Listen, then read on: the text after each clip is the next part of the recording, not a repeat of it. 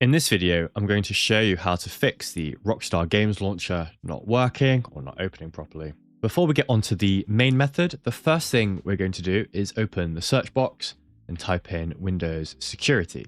Once here, click on Virus and Threat Protection. For me, it's in the top left here. And then scroll down until you see Manage Settings under Virus and Threat Protection Settings.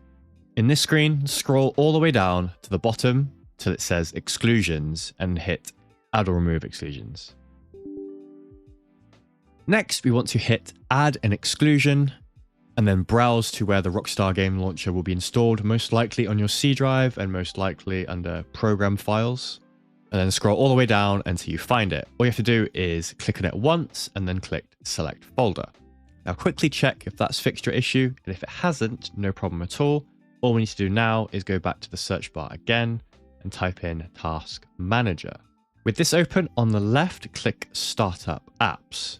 What we're looking for here is OneDrive. I've already disabled it, so I'm not able to show you, but essentially all you do is, let's say that this Google Chrome is OneDrive.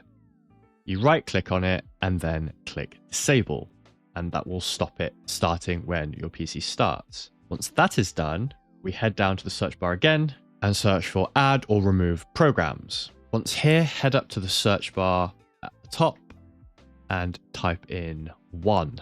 And we can see here, Microsoft OneDrive.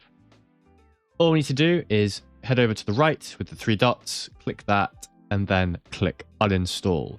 And 99% times out of 100, this will fix your Rockstar Games issue. Thanks very much for watching, and I'll see you in the next one.